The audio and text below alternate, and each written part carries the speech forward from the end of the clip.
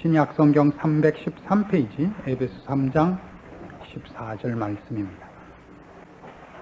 이러함으로 내가 하늘과 땅에 있는 각 족속에게 이름을 주신 아버지 앞에 무릎을 꿇고 비노니 그 영광의 풍성을 따라 그의 성령으로 말미암아 너희 속사람을 능력으로 강건하게 하옵시며 믿음으로 말미암아 그리스도께서 너희 마음에 계시게 하옵시고 너희가 사랑 가운데서 뿌리가 박히고 터가 굳어져서 능히 모든 성도와 함께 지식에 넘치는 그리스도의 사랑을 알아 그 넓이와 길이와 높이와 깊이가 어떠함을 깨달아 하나님의 모든 충만하신 것으로 너희에게 충만하게 하시기를 구하노라.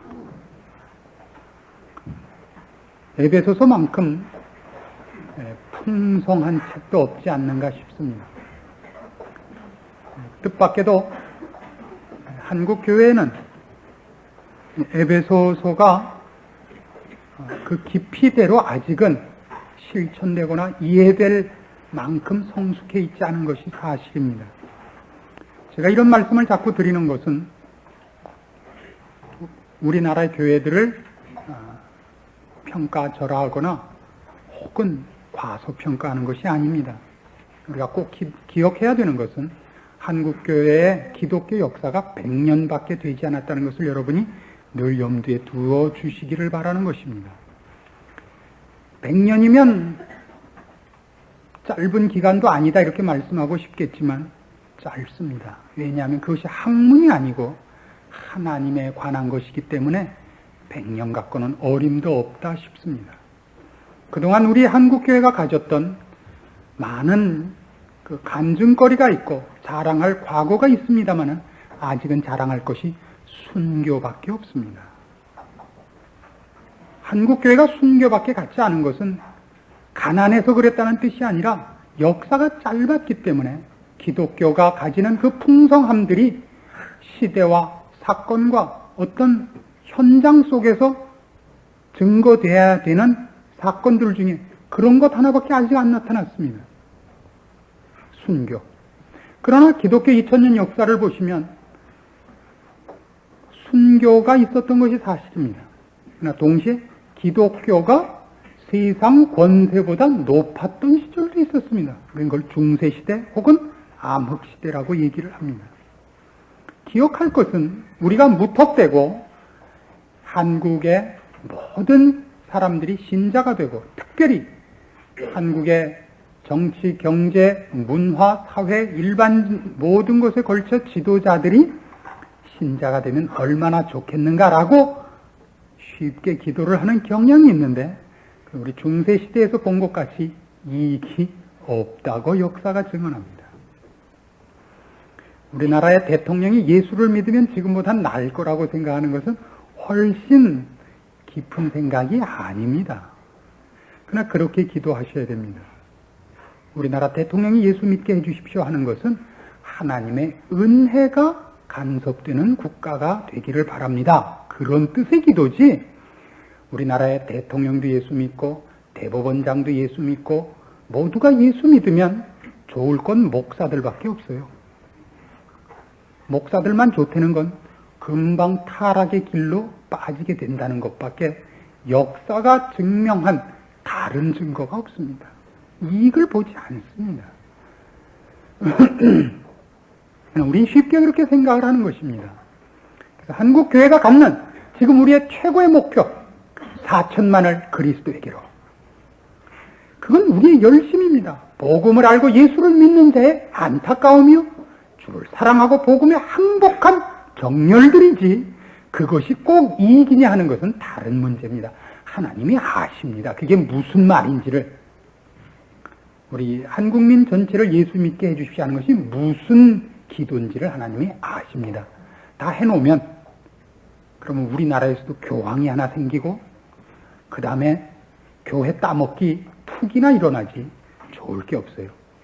예비고사 가서 340점 맞으면 신학교 들어오고 면접 볼 때 Y로나 쓰고 이렇게 되지 정당한 목사가 안 생겨요. 저희 때는 목사가 되는 것은 굶는 것이었고 낭패하는 것이었고 모두를 실망시키는 일이었습니다. 그래서 그럼에도 불구하고 목사가 된 사람들은 알아줘야 하는 겁니다. 그때 사실을 얘기하다 보니까 상에 저와 결부된 얘기가 나와서 참 죄송합니다. 저는 사실을 얘기하고 있을 뿐입니다. 그 점 오해 없기를 바랍니다. 물론 그런 데밖에 갈 데가 없어서 온 사람도 없지는 않습니다. 제가 주성호라고 이름을 밝히진 않겠습니다만은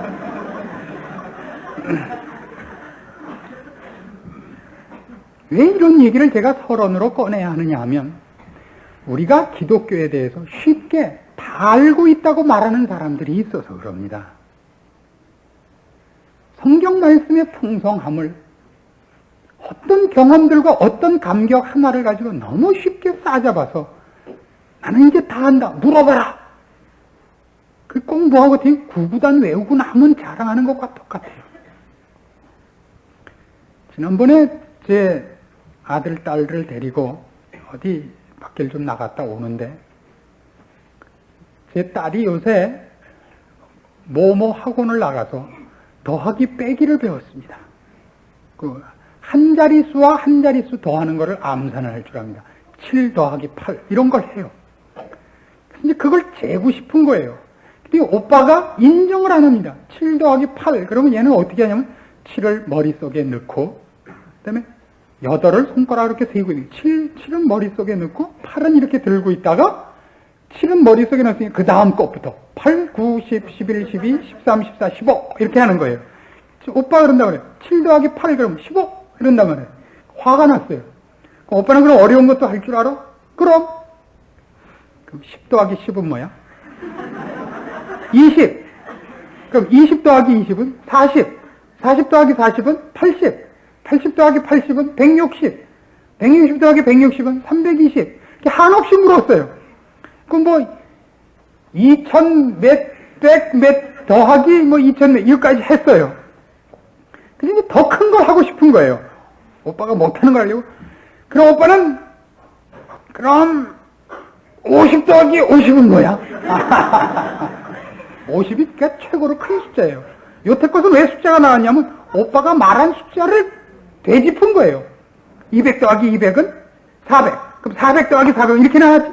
혼자서는 최고의 숫자가 50인 거예요. 그러니까 그럼 50 더하기 50은 신앙적으로 그런 사람을 자주 만납니다, 제가. 목사님, 그러면 50 더하기 50은? 그럼 뭐라 그런다 그런지 아십니까? 시샘말로? 어떤 두 형제가 있었는데, 까라마조프가의 형제들 둘이 있었는데, 여인을 하나 놓고 삼각관계에 들어갔습니다. 이 지지나 둘이서 서로 내기를 해서 이긴 사람이 이 여인을 그러니까 진 쪽에서 양보하기로 합의를 보았습니다. 서로 이렇게 했습니다. 가장 큰 숫자를 대는 사람이 이기기로.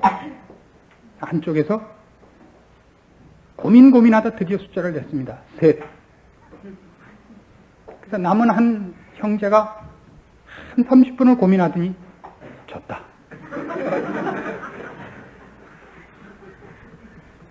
제가 뭐라 그러겠어요? 그런 분들을 만나면.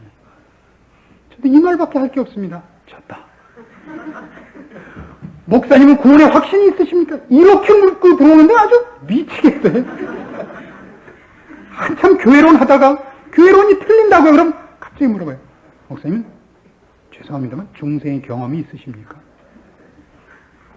어느 날 어느 시에 어디서 구원 얻으셨습니까? 저는 그건 없는데요. 그럼 그거 보라는 듯이 비웃습니다. 제가 이러죠. 저는 어느 날 어느 시에 구원을 얻었다고 얘기할 수는 없지만 저는 하나님이 천지를 만드신 것과 저를 사랑하신 것과 예수 그리스도를 보내어 저를 구원하시고 자녀 삼으신 것을 알고 믿고 있습니다. 그거면 안 됩니까? 그럼 꼭 그래요. 그걸 어떻게 어느 날 어느 시를 못 댑니까? 그래요. 피난통에 까먹었는데요. 이게 바로 그 얘기입니다.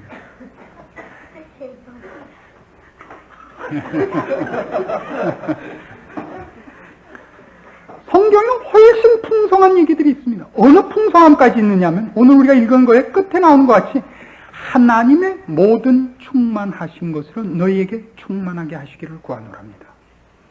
제가 결단코 구원 확신을 비난하거나 조롱하는 자가 아닙니다. 그것은 큰 축복입니다. 구원 확신 받은 경험이 있는 것은 없는 것보다 축복입니다.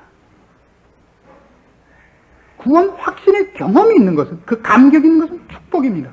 그러나 그 축복이 있는 것이 그것 없이 구원을 갖고 있는 자보다 더 풍성하다는 뜻은 아닙니다. 고등학교 졸업식장에 이런 모습을 보았습니다. 1등을 한 학생은 집안에서 아무도 올 수 없었습니다. 홀어머니 밑에서 컸는데 어머니가 그날도 장사를 나가야 돼서 아무도 올 수 없었습니다. 목에 1등한 메달을 받고 나왔으나 사진 찍어줄 사람이 없습니다. 61명 중에 59등으로 졸업한 박아무개는 인산인해로 사람들이 모였습니다. 사진도 찍고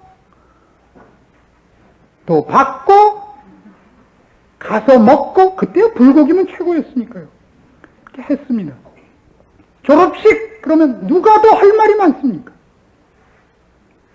59등이 할 말이 많습니다. 앨범을 펼치면 누가 더 많아요? 사진이 수도 없이 많아요. 이모랑 찍은 거, 고모랑 찍은 거, 사돈의 팔촌, 나중에 결혼할 애인, 수도 없이. 고등학교 졸업식에 애인 있다, 이건 말이 무섭습니다. 그러나 1등으로 졸업했으나 올 사람이 없었던 그 친구는 졸업식장 사진이 없어요.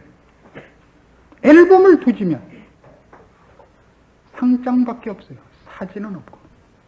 그런 차이가 있다는 걸 명심하셔야 됩니다. 우리는 지난 시간에 이런 말씀으로 이 대목을 들어갔었습니다. 우리의 속사람이 강건해져야 된다는 얘기로부터 출발을 했습니다. 사도 바울은 이것을 구원 얻은 에베소 교인들을 향하여 요구하고 있습니다. 예수를 믿은 것이 환경을 변화시키지 않으면 이를 무마시키는 쪽으로 간구할 문제가 아니라고 기도가 시작된다고 강조했습니다. 자식이 잘 되고 병에 안 걸리고 볼링하면 언제나 300점만 나오고 그런 건 없습니다. 속사람이 강건해지기를 요구하는 것은 참으로 의미심장하지 않습니까? 신자의 삶이 편안할 거라는 그 기대는 버리셔야 됩니다. 그래 놓고 무슨 구절로 들어가느냐 하면 믿음으로 말미암아 그리스도께서 너희 마음에 계시게 하기를 원한다 그럽니다. 자, 얼마나 놀라운 구절에 오는지 모릅니다. 예수 그리스도께서 우리 안에 계십니까? 안 계십니까? 계십니다. 예수를 믿는 모든 신자들, 구원 얻은 모든 신자의 마음속에 예수님이 와 계십니다. 그럼에도 불구하고 믿음으로 예수 그리스도께서 너희 마음에 계시기를 위해서 기도하고 있습니다. 놀랍지요? 요한계시록 3장에 가면 이 부분에 대하여 놀라운 기록이 하나 더 있습니다. 요한계시록 3장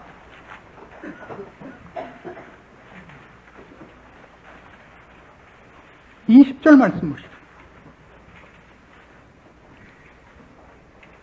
볼지어다 내가 문 밖에 서서 두드리노니 누구든지 내 음성을 듣고 문을 열면 내가 그에게로 들어가 그로 더불어 먹고 그는 나로 더불어 먹으리라.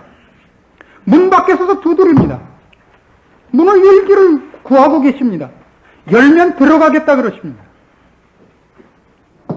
이 구절은 절대로 전도용이 아닙니다.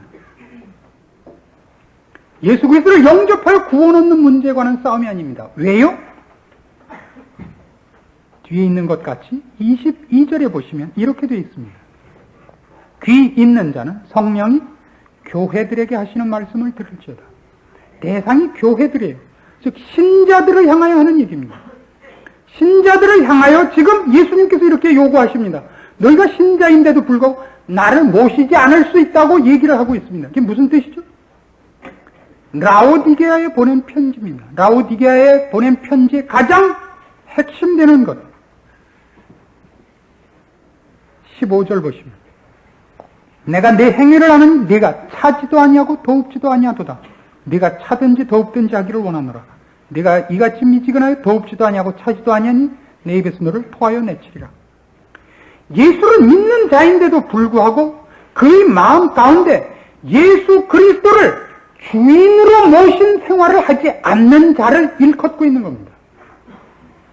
네가 나를 믿는다면, 내가 누군지 안다면 어찌하여 네 생애에 네가 네 인생과 네 존재 책임자냐, 주권자냐, 이렇게 묻고 있는 겁니다.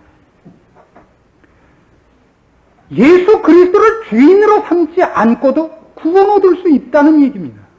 구원은 얻었음에도 불구하고, 예수 그리스도께서 우리 안에 있음에도 불구하고 그의 명령을 따르지 않고 사는, 덥지도 않고 차지도 않은 생을 살 수 있다고 경고하십니다.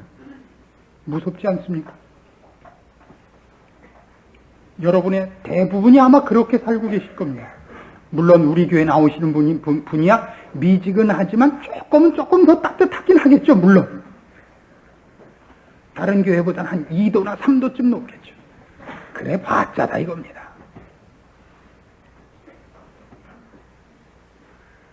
우리는 이 문제를 그렇게 심각하게 생각하지 않습니다.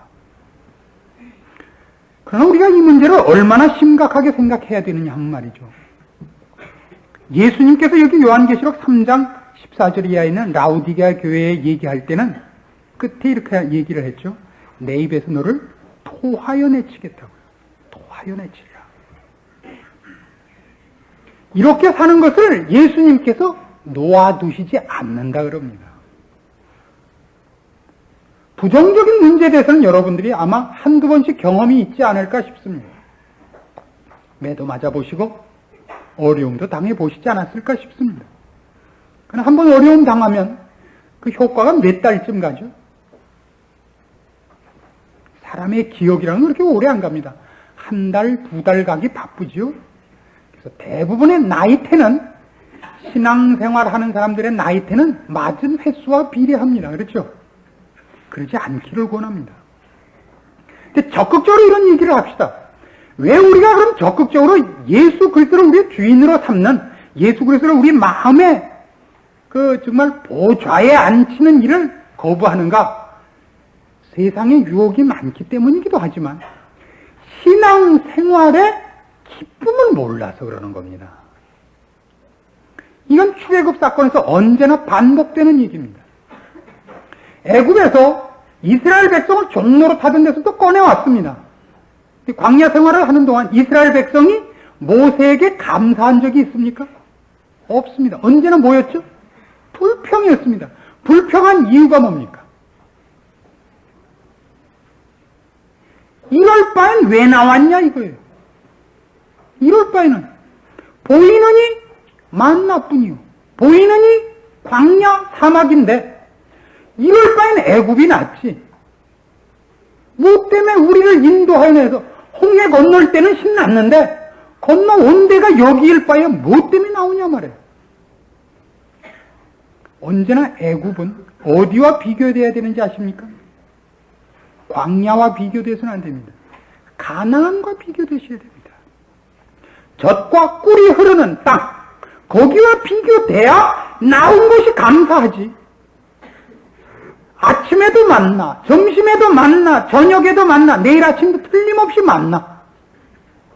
이거 우리 살람 죽겠다 이거. 만나밖에 없다 이거. 여기서 무슨 재미가 있냐 말이에요 이게. 어때요 여러분 생활? 만나 볶음, 만나 무침.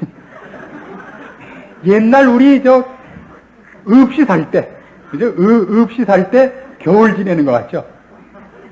김치밥, 김치찌개, 김치볶음. 몽땅 김치죠. 뭐 김치 빼놓고 뭐 있어. 그걸 또 주거니 받거니 하죠. 그래서 옆집 거는 뭐 신김치, 이 집 거는 뭐 짠김치. 맨날 그거죠. 밤에 누워있다가 추운데 뭐 텔레비가 있었어요 뭐예요. 일찌감치 들어 있는데 매일 일찍 들어 있으니까 정신만 멀뚱멀뚱하고 배는 고프고 할머니 김치 하나만 꺼내다 줘요. 간식도 김치, 끝내줬죠, 그때 정말. 좀 이씨 살아야 거기다 국수라도 말아 먹었지. 그 조금 더 이씨 살아야 거기다 참기름 몇 방울 있는 거지. 어디요? 그것도 이상해요. 그건 그 김치가지를 아무도 안 가요. 꼭 할머니만 나가세요. 뭐 얘기하다 일로 갔니 까먹었어. 뭐 하다 일로 갔어? 아, 만나 얘기하다 일로 갔어요. 아이고, 만나표 김치 얘기하다가. 여러분은 어떤 의미에서는 가나안 땅에 안 들어간 신자일 수도 있습니다. 성경이 구원에 대해서 얘기하는 것 중에 가장 놀라운 대목이 어느 대목이냐 그러면 구원은 어디서부터냐면요. 홍해를 건넌 것이 이스라엘 출애굽 역사의 사건 속에서 볼 때는 거기가 구원입니다. 홍해를 건넌 순간 애굽에서부터 나왔으니까요. 죄와 사망의 노예로부터 나왔습니다. 거기가 당장 어떤 의미에서 가나안은 아닙니다. 가나안은 싸워서 들어가야 되는 자리입니다. 가나안 땅에 들어갔더니 원래 누가 있었죠? 원주민들이 있습니다. 그 젖과 꿀이 흐르는 곳이지만 예수 그리스도를 군대 장관 삼 믿음으로 싸워 이겨 내 땅을 확보하며 나에게 허락된 것들 획득하고 누리는 장소인 것입니다. 그냥 가만히 누워있으면 마약 중독 걸린 것 같이 이렇게 스르르 이렇게 에스컬레이터 타고 가는 데가 아닙니다. 그래서 아무도 안 하려고 그럽니다. 우린 다 야가 빠진 거예요. 어디에 있죠 지금? 뻔하죠. 홍해 해변 옆에 남포 횟집 전부 이거 하고 있는 거예요. 전부 뱃사공 남포 운수회사 전부 그거예요. 그거 왜 아무것도 안 하고 있다고 성경은 사실 얘기하는 겁니다. 이런 생각을 해보십시오. 이 믿음으로 예수 그리스도를 우리 마음에 거하시게 해라 하는 것은 순서상으로 무엇 다음에 나오는지 아십니까? 성령으로 말미암아 너희 속사람이 강건하여지기를 요구하고서 뒤이어 나옵니다. 무슨 뜻이냐면 예수 그리스도께서 우리 안에 거하시기 위하여 우리에게 요구되는 것은 우리의 속사람이, 즉 우리의 영이 강해지고 진일보하지 않고도 합세해서 살 수는 없습니다. 이런 생각을 해보세요. 등산하는 사람들이 산을 왜 가는지 아십니까? 산을 왜 가죠? 히말라야, 알프스 갔다 온 사람 쳐놓고 동상 안 걸린 사람이 없죠. 그 사람들은 손가락이고 발가락이고 제대로 합쳐서 20개 되는 사람이 없어요. 전부 합치면 14개, 15개 반, 이렇게밖에 없어요. 대부분 몇 개씩 잘라져 있다고요. 겨울만 되면 어쩔 줄을 몰라요. 거길 또 가요. 왜 갑니까? 왜 가요? 산이 거기 있으니까 가요. 그 아름다움과 그 매력을, 그 희열을 떨칠 수가 없는 거예요. 그런 생각을 해보셨습니까? 겨울이라는 게 아름답다는 걸 한번 생각해 보십시오. 겨울은 아름다운 조건이 없는 때 아닙니까? 황량한 때 아닙니까? 아무런 것도 피어날 수 없는 그것마저도 아름답다는 것은 얼마나 하나님의 위대함을 가장 잘 웅변적으로 표현하는 건지 모르겠습니다. 눈이 온다는 건 정말 대단한 실력 아닙니까? 여러분 보고 만들려고 했으면 겨울에 눈이 오게 했겠습니까? 여러분 같으면 겨울에 이상한 짓 했을 거예요. 눈이 와요. 여러분, 나무에 싹이 나는 것만큼 이쁜 게 없죠. 꽃 피는 거 이쁘고 열매 달린 거 이쁩니다. 눈 쌓인 것도 얼마나 이쁜지 몰라요. 설화라는 걸 아십니까? 설화. 눈꽃만큼 이쁜 게 없습니다. 백문이 불여일견이라. 이번 겨울에는 2박 3일로 한번 설악산을 단체로 갑시다. 옛날 제지 기도에 올라갔더니 어떤 집사님이 2박 3일로 놀러 가자는 제안을 했죠. 합시다. 어디 눈 속에 들어가서 기도를 하면 응답이 빠르대요.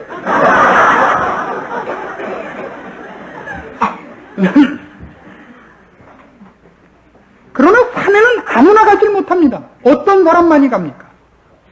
건강해야 갑니다. 심폐기능이, 근력이 남달라야 가지 아무나 갈 수 있는 건 아닙니다. 그건 선택할 수밖에 없습니다. 그리고 훈련할 수밖에 없습니다. 훈련해야 그 아름다움과 그 희열의 경지에 들어갈 수가 있는 겁니다. 그래서 예수 그리스도를 모신다는 것은 어떤 의미에서 그냥 덜커덩 되는 것은 아닙니다. 그런 의미에서 우리는 우리 속사람이 강해지기를 구해야 되고, 속사람이 강해지기 위한 경건을 연습하는 일에 게을러서는 안 됩니다. 스스로 훈련해야 됩니다. 사탄과 대적하라, 물러서지 마라, 싸워라 하는 것들을 정말 우리 생활 속에서 해야 됩니다. 사소한 것부터 하나하나 싸워서 우리가 스스로 영혼의 근력을 늘고 나가야 됩니다. 여러분 기억나십니까? 우리가 에베소서 앞부분 할 때 이런 대목이 나왔습니다. 예수님께서는 이 몸 되신 교회의 머리십니다. 그로부터만 모든 피와 신경이 모든 지체에 전달됩니다. 그가 지시하는 것, 그가 명령하는 것, 그가 보낸 피로서만 됩니다. 그러나 그러면 지체들은 가만히 있어도 되는 거예요? 그렇지 않습니다. 지체들이 해야 할 일이 있는데, 그게 뭐냐면 시킨 것에 반대해서 하는 건 중풍 걸렸다 그래요. 그건 틀린 거예요. 거기 명령을 제대로 안 받은 거니까요. 명령을 받은 대로 다 할 수는 없습니다. 근력이 있어야 돼요.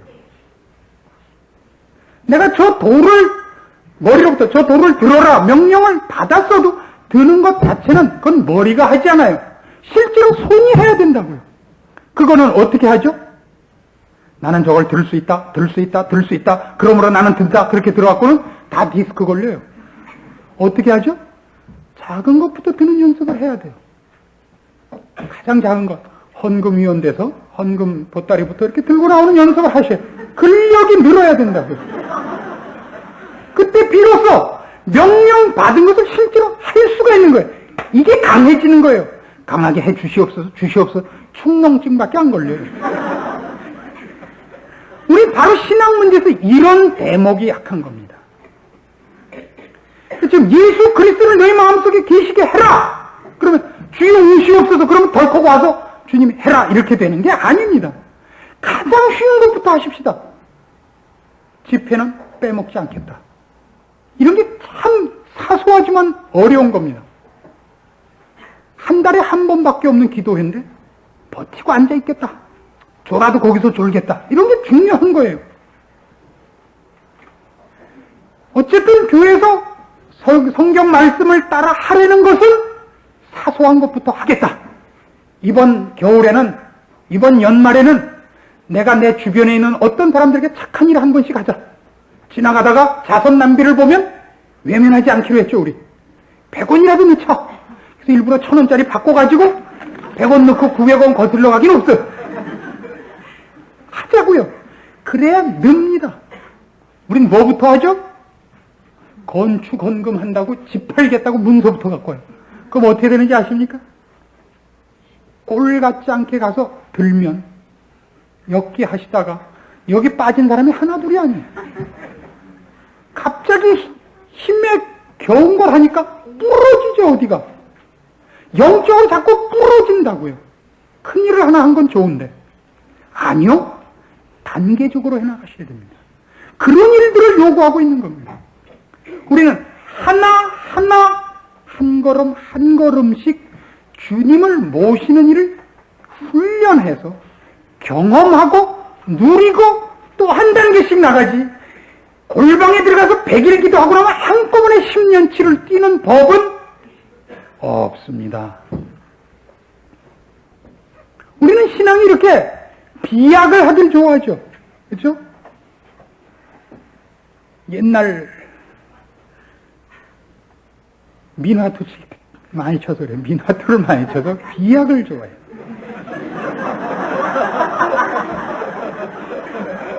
비 30끝 안 먹는 사람은 도둑놈이래죠. 그걸 어떻게 외면해요? 끝으로도 30끝인데. 아니요, 비약하지 마세요. 아무 쓸모 없어요. 이런 것들이 우리한테 약점입니다. 예수를 우리 마음에 오시게 하기 위하여 우리가 할 일이 있다는 걸 아셔야 됩니다. 예수를 믿었음에도 불구하고 예수께서 나에게, 내 생애에, 나의 존재에 아무런 영향력을 미치지 못할 수 있다는 데 대해서 늘 경각심을 가지셔야 됩니다. 그런데 이 문제에 대해서 성경에 상당히 중요한 기록들이 나옵니다. 여러분 잘 아시는 갈라디아서 2장 20절을 보세요. 우린 거기서 사도 바울이 바로 그런 경지를 얘기하고 있는 걸 봅니다.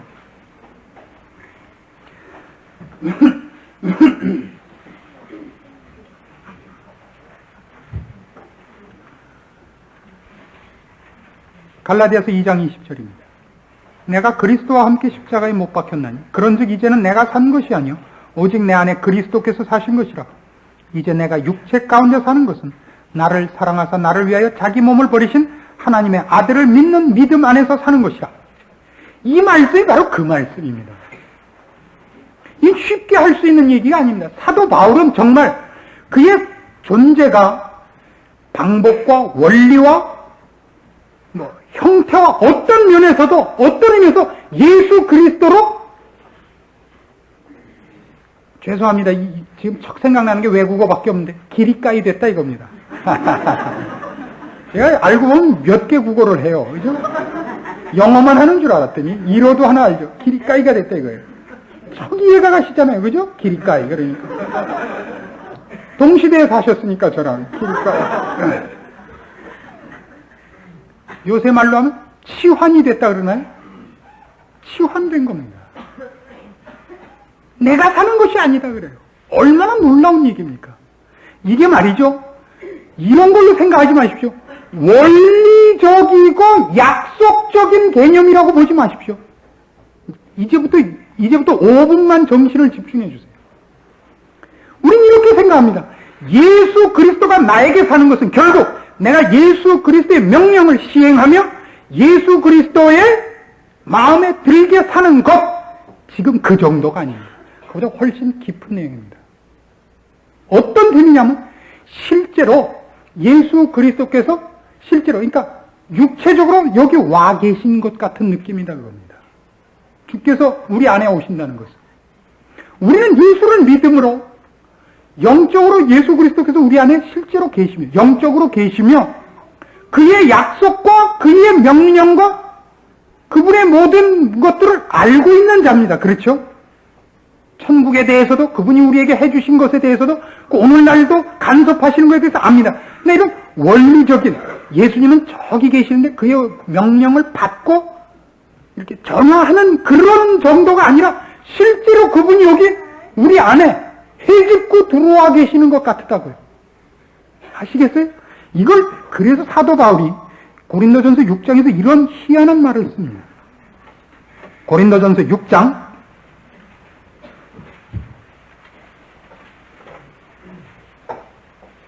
15절 음행에 대해서 꾸중을 하는 대목인데요. 거기 이런 말이 나와요. 고린도전서 6장 15절 너희 몸이 그리스도의 지체인 줄을 알지 못하느냐? 내가 그리스도의 지체를 가지고 창기의 지체를 만들겠느냐? 결코 그럴 수 없느니라. 창기와 합하는 자는 저와 한 몸인 줄 알지 못하느냐? 일렀을 때 둘이 한 육체가 된다 하셨나니 주와 합하는 자는 한 영이니라. 음행을 피하라.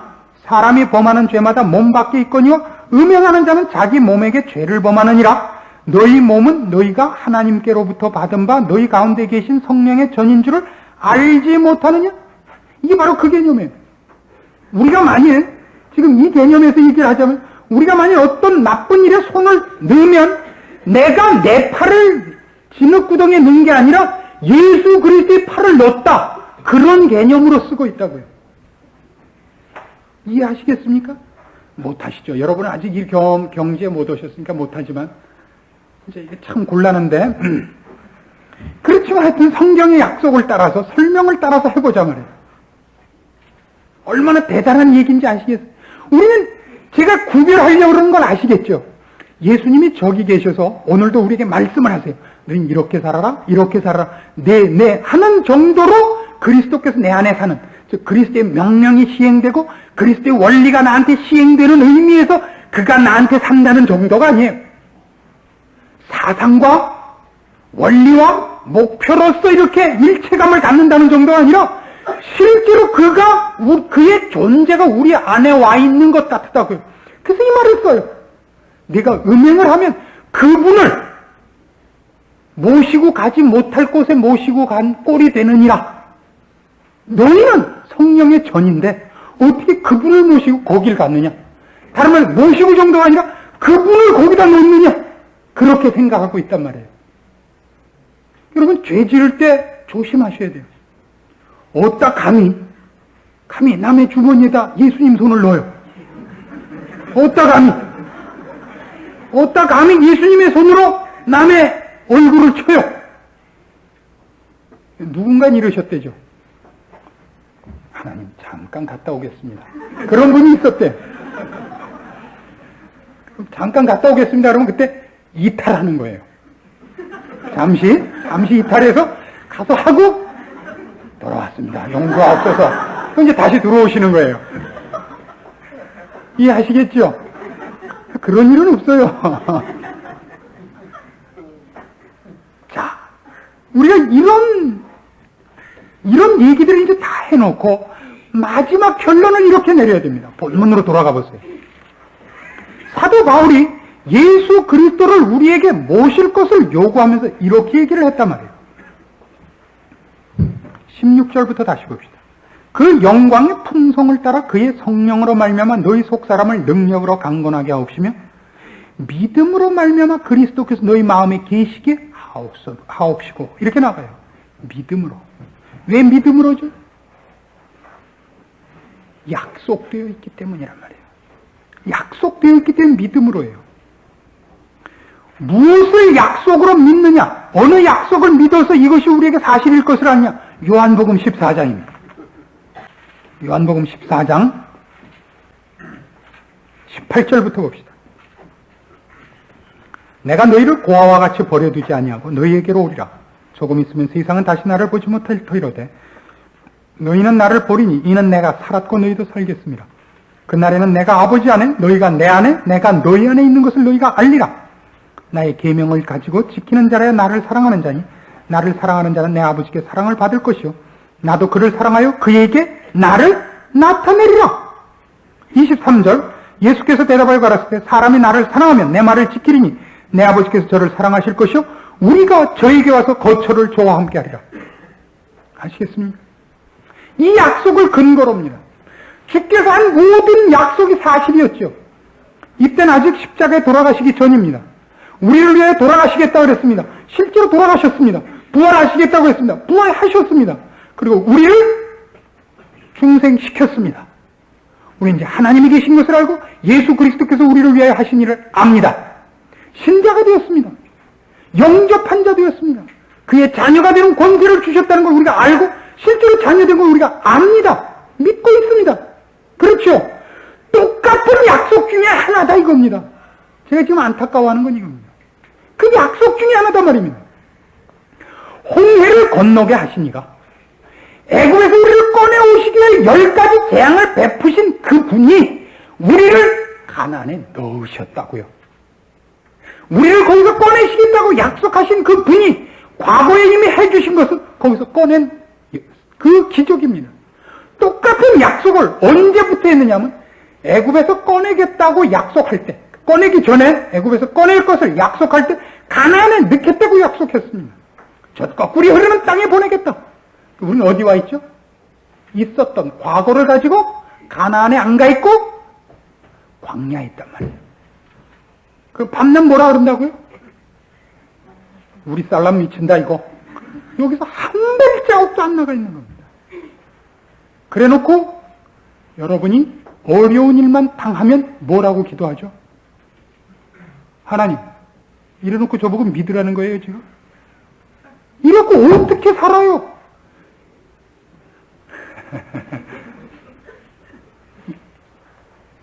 그만큼만 양심이 있으시다면 여러분이 얼마나 죽을 죄를 지었는지를 아실 겁니다. 성경이 약속한 것들에 대하여 눈을 뜨십시오. 믿음으로 예수 그리스도를 우리 안에 거하게 하셔야 됩니다. 허락되어 있습니다. 그래서 여러분 구하십시오. 속사람을 강건케 해달라고. 그래서 믿음으로 예수 그리스도를 모실 수 있게 해달라고. 다른 일 아닙니다. 하나씩 하십시오. 이 훈련을 하셔야 됩니다.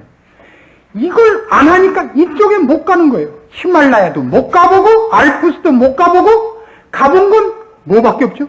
대모산. 요 뒤에 있어요. 대모산. 거기 약수터밖에 가본 데가 없어요. 그니 뭐 산이 뭐 그저 그렇죠. 뭐 산이래 봤자 다 하는 것 같죠. 이건 산 중에 끼지도 못해요. 그래도 여기도 올라가 보시면 여기도 참 괜찮아요. 우리가 가본 건 어디예요? 여기도 못 가보고 차 타고 가다가 언덕 올라가 본 것밖에 없다고요. 그래 놓고선 모든 산을 다 올라가 본 것 같이 큰 소리들 치고 있는지도 모릅니다. 하나님의 풍성하신 것, 하나님의 모든 충만하신 것으로 충만하게 되기를 원하노라. 여러분의 몇 자리 안 되는 머리키로 하나님을 제한하지 마십시오. 여러분의 삶이 가난한 것은 여러분의 믿음이 적은 탓이요, 여러분이 하나님께 아직도 제대로 믿음 속에서 자라나지 않아서 못 본 탓이지 하나님이 가난한 탓은 아닙니다. 이 약속된 것을 우리가 누리도록 하나님이 요구하고 계시고 허락하고 계시다는 걸 기억해서 여러분들의 기도가 이 부분에 더욱 활발해지시고, 그리고 여러분 삶 속에서 이 축복들을 누리시기를 원합니다. 기도하십시다. 하나님 아버지 은혜를 감사합니다. 오늘도 우리에게 주신 말씀을 통하여 우리의 풍성한 것들을 놓친 이유가 우리의 미련하며 무지함 때문인 것을 확인했습니다. 이제 주께서 우리에게 알게 하신 말씀을 통하여 믿음으로 주 예수 그리스도를 우리 마음에 영접하여 그 안에 있는 풍성한 것들을 누리게 하시옵소서. 주께서 주신 풍성함들이 우리에게 가능한 것인 줄 알게 하시고, 이 세상이 약속하는 것보다 더욱 복된 것인 줄 살아서 맛보게 하여 주시옵소서. 예수님의 이름으로 기도합니다. 아멘.